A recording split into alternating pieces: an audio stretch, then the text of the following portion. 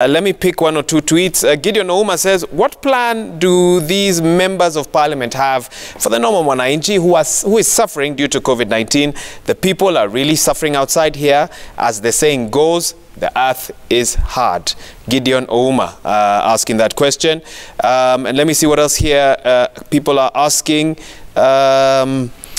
Let me see some of the tweets. Okay, they are jumbled up all over. I'll try and compile them and then read a few more before we wrap this up. Keep sending in your feedback. 22422 is the SMS line, and the hashtag is Newsnight. Just before the break, I was to give Honorable Tandaza a chance to also weigh in on this. And Honorable Tandaza, one thing that we are seeing nevertheless with all these coalitions is this.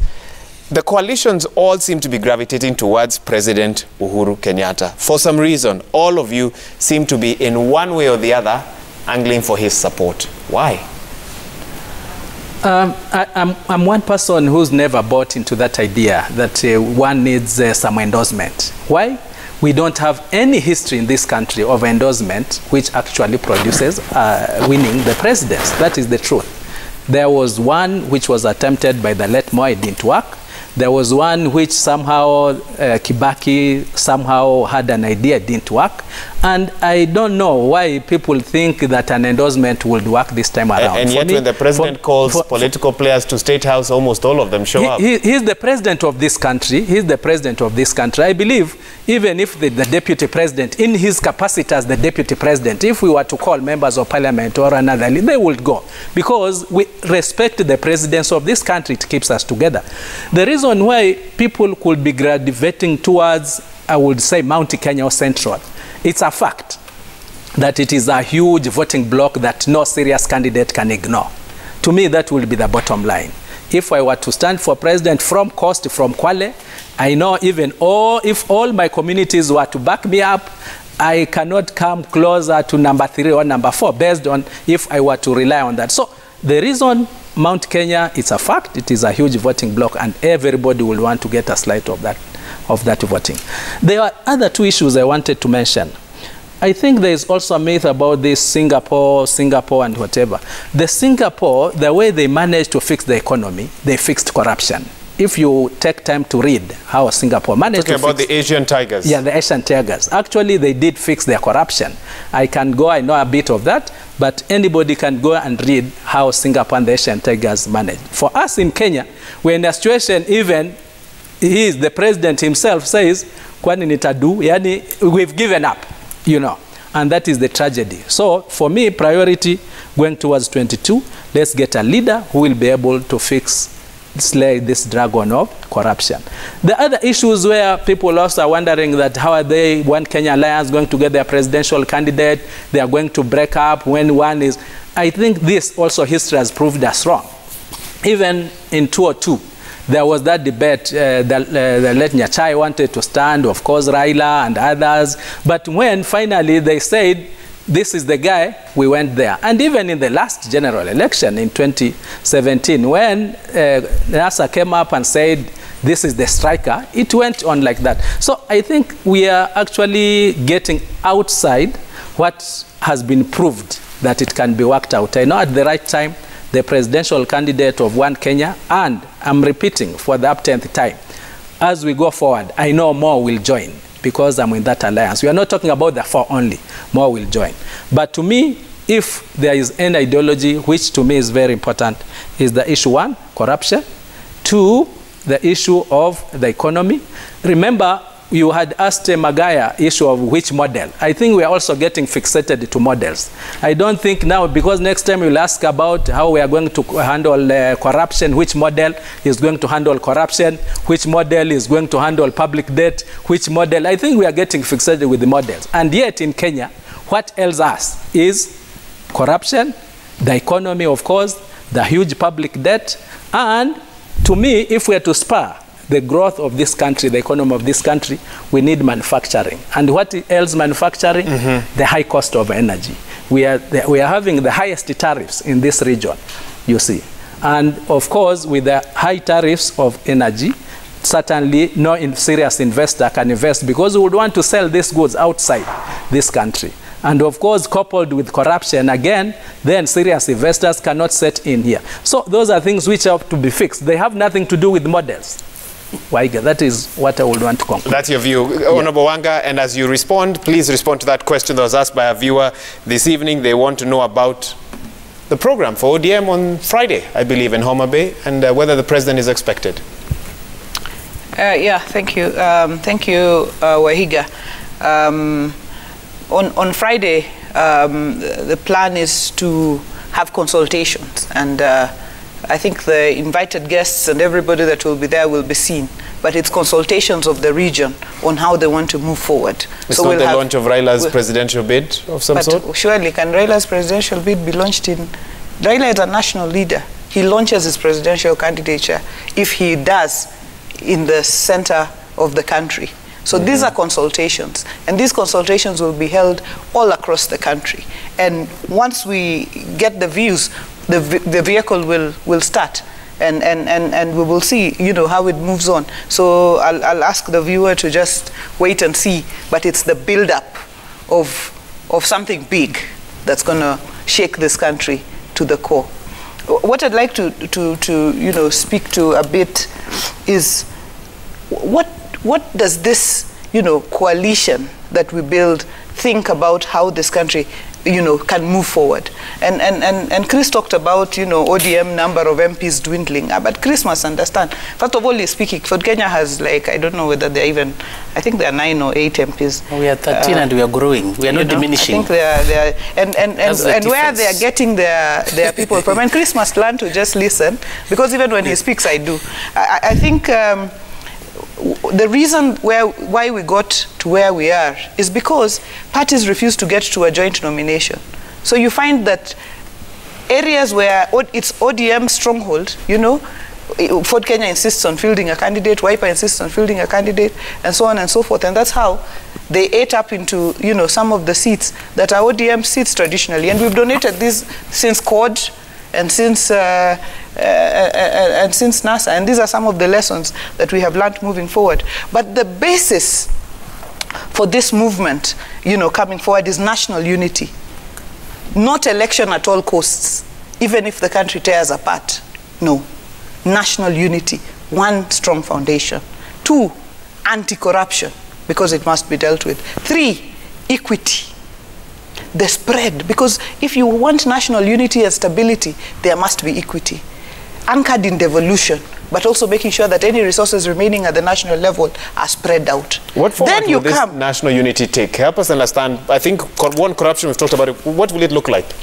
When you bring the face of Kenya, and you bring every corner, and that's why in the beginning when you asked about communities, I came back and said that this is a nation of communities. It is a nation of ethnicities. In fact, we are moving from multi-party more to multi-ethnic, because it is the formula that gives us the stability and inclusivity that we need, ensuring Kenyans want to look and see who is there that looks like me. And that's the same thing you have seen even what Biden has done. Who is there in that government, in that cabinet, that looks like me, a Latino, that looks like me, a Black American, that looks like me, a person with disability? So that's the inclusion we're talking about. Did NASA have that inclusion? And unity. And NASA achieved what it could, but we could go further. Because there are sections of this country that were completely not in NASA, and there are sections of this country that were completely not in Jubilee.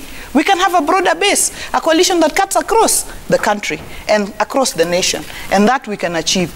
But coming to, once you have those broad principles, then you come to the specifics. And you've seen my party leader, and he has a history, and he has, you know, the credentials. He's not just speaking, he's speaking about things that he has already done. You've seen him sharing on the issue of skills for our young people, making sure that these skills actually turn into jobs. Look at the issue of Skiza Tunes. There are people who could call artists and say, you know, here are handouts, you know, we are going to help you, we are going to help you. Now look what has happened. Skiza Tunes have now, the artists have increased through efforts of my party leader Raila Odinga and the president, and of course our efforts in parliament. This has now increased from 16 to 40%. And there are artists in this country that were earning 400,000 from their Skiza Tunes. They are now going to earn 1.2 million. That's empowering people using their skills and their talents which they have been given. How do you spark growth in rural areas? When Raila was Minister for Energy, he started the Rural Electrification Program, taking power to rural areas. He started KERA, making sure there's infrastructure, Kenya Rural Roads Authority, making sure there's infrastructure in rural areas. Spurring up growth in rural economies is another major pillar. Then you have the issue of manufacturing, and Tandaza mentioned it. When we want to export made in Kenya products, and if you've looked at, you know, his social media pages, Raila Odinga has outlined how we can go back to made in Kenya. How people of Kwale can actually use the coconuts they have to produce coconut oil and coconut milk and export it to Thailand rather than using Thailand coconut milk and oil in our shops. Okay. Finally. Yes, please. How do we ensure that we keep our people healthy? And we need steady hands to move us forward. And what we are saying is, Raila Odinga has the experience, is the steady hands that can move this country to the next level. Okay, and on that note, I want to read one or two SMSs and get final thoughts because we are out of time. Ladies and gentlemen, as I mentioned, we'll have to have another session for manifestos alone. I clearly see each of you came ready to share what you want to do for Kenyans. And it's good because those are the discussions we need to have, but we'll also continue to probe the track records of each of your parties and what you have done in the past. But these are some of the questions that some of the viewers are asking this evening. Gerald Sengor is asking, ask Honorable Wamalwa, who is the presidential candidate for One Kenya Alliance. They should not take us round in circles, okay? That's one question. This one from Honorable Kimani Ishungwa. He's asking, Honorable Tandaza, do you or your leader in ANC imagine that to get the vote in Mount Kenya, you must go through the president's endorsement? Do you imagine the president can you engage with the people of the mountain themselves instead of going through the president? That's a question he's asked directly to you, and that's come from him. Let me see if I have one more. Robert Assemble says, it should easily be understandable and readily embraced that NASA did not achieve its objective of forming government in 2017-2018. As such, calm, reason, and forward-looking political future thinking would be the better guide rather than lamenting over the past. This is Robert Assemble, an advocate. Those are some of your thoughts. 22423 is the SMS line. Hashtag is Newsnight. In the interest of time, I'll have to limit you each to a minute and a half. Can I answer the question? Yes, the question. Yes, each of you will have. In your minute and a half, you get a chance to do so. Let me start with Honorable Magaya. Your final thoughts on this. What are the next steps for Wiper, now that Wiper has exited NASA? I think what we are telling Kenyans, we want to form a coalition of ideas. And that's why we are putting ideas forward. But those who subscribe to these ideas, we are able to work together. And that informs the basic form of One Kenya Alliance. And I think what we are saying is that unlike those of other politicians telling Kenyans that if you don't have a job, get a gumboot and put on an apron and get a job. And if you can't, you are on your own. Get up a wheelbarrow. And if you can't afford a wheelbarrow, then you are on your own. If you want to get to become a billionaire, sell chicken. And if you have no capital for the chicken, you are on your own. We are saying we must have an economy that is responsive, an economy that works for all Kenyans. And I think from 2007, Wiper had sold an idea of a 24-hour economy. And even right now, in the midst of the pandemic, I think what we should have applicable for the curfew hours is only bars closed at 7 p.m. The other businesses that are less risky should be allowed to operate, because only bars are highly risky, because those who consume alcohol will not have the good sense to social distance and keep away from the virus. So we must look at means that are practicable and reduce the tax burdens on Kenyans. For example, the landing cost for oil in Kenya here is 60 shillings. Government must look at other avenues of getting money rather than taxing highly a liter of petrol, diesel, and kerosene. The same thing with electricity. You buy a token for 1,600 shillings is tax. The government must look at way of distributing the tax, allowing cheap cost of power, cheap cost of fuel, so that more Kenyans are into productive businesses, and those businesses then can earn income that is taxable. And this is what, as Wiper, we want to do. And I think this country has experienced an economist, it's experienced a political scientist. It is a high time that this country tried an advocate. Okay, and we'll leave it there. Honorable Malwa, minute and a half, please. Thank you very much. One thing I want to say, when your child today is number 1, tomorrow is number 10, the day after, the other year is number 20, you get worried. Ford Kenya as a party, we are moving upward trend. We are not on the downward trend like ODM. Secondly, as in One Kenya Alliance, we are having principles one among equals. We are going to have a scientific survey with proper permutations and combinations, that the combination we are going to come up with, a combination that is going to be sellable.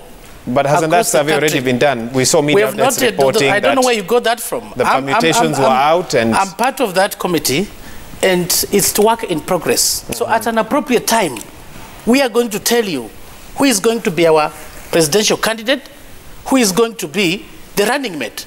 As we clearly said, we still, others have applied, they are coming on board. So we want them to be a full house. Then that's the time we're going to unveil our presidential candidate. You will be surprised. And this is a candidate who is not marked by everyone, who is in a vantage position to score, and is going to score as a team, not with self-entitlement that it must be to score, and to be scoring outside twice now as we speak. So as we move forward on matters of the economy. And finally, your minute and a half is up. When you talk about economy, there are many variables under the economy. When you talk of corruption, it is part of the economy. When you talk about taxation, Honorable Wanga, who is here, she's the chair of the finance committee. And the finance bill is the one in charge of raising revenue. Look at the way people have been overtaxed. She should be telling Kenyans why the cost of living is very high, because she's here. She's the chair of finance. She's in charge of the finance bill. Kenyans cannot breathe. And one of the reasons they cannot breathe, as the chair, she should tell us why are we putting these measures in place to give a final be able to comment, come. So my final comment, I'm saying One Kenya Alliance is here, and we are calling upon the like-minded people to come and join us, and we are determined to form the next government. Thank you. Honorable Tandaza, your last word? Not my last one. Let me start by answering very quickly Honorable Kimani Chungwa, and probably ask our administrator in our WhatsApp group to include him, because he doesn't seem to be following our movement. Which WhatsApp group? The ANC? The ANC WhatsApp group. Kimani Chungwa to yeah, because he doesn't seem to be following what we are doing in central Kenya. The other week, he should know that we were Nyeri, that is Mount Kenya. The previous week, we were in Nyandarua, that is Mount Kenya, and I was there myself. And one message came from Mount Kenya quite clearly, that they will be looking for a president this time around who is acceptable all over the country, who does not instill fear. This is the message that we got from Mount Kenya, and for that end, I think Mudavadi will squarely fit that bill. But my closing remarks, as we move forward, let's form coalitions of ideas and policies. These are the only ones which will be able to outlive the 5-year cycle. Thank you. Okay, and Honorable Wanga, you have the last word. Thank you very much, Wahiga. And I've seen Chris is very agitated. I don't know by what. Because, you know, they left NASA. They left us there. We left. Now, why is he agitated before? Why is he agitated? What is arcing him? Because, you know Ford Kenya that he's talking about should not be mentioned in the same line with ODM. Because, you know, Ford Kenya's home is Bungoma. Bungoma alone, Ford Kenya lost 4 seats to Jubilee. You know, to Jubilee. You know, not even to our coalition. Not even to our coalition partners. No, hang on. Because I've been so bashed, I have to have time to respond. So, in fact, Ford Kenya in Bungoma lost seats to Jubilee. Where we lost seats? Where we lost seats? We lost seats mainly to our coalition partners. Coalitions is what has made ODM lose certain seats that they wouldn't lose. Langata, for example, would always be an ODM seat. But because Wiper fielded a candidate, we ended up splitting votes and Jubilee won. Under what circumstance would Jubilee win in Langata over ODM? So these are some of the reasons why we have moved to where we are. And then he has come here to say that I'm the chair of finance, and therefore Kenyans are overtaxed. Which is true. You are the chair. And let me say this clearly, and I don't want Chris to interrupt me. I'm sorry. Chris may not have been in Parliament when we removed tax from bread, me as the chair of finance. Chris may not have been there when we removed tax on unga. Chris may not have been there, and I don't know where he was. He's campaigning huko chini yako mashinani. Sasa ajui hizi vitu zinaendelea. We removed tax on unga. We removed tax on unga ya ugali, we removed tax on skiza tunes. That is now making artists go up. Cooking oil? So cooking gas, what happened, Wahiga?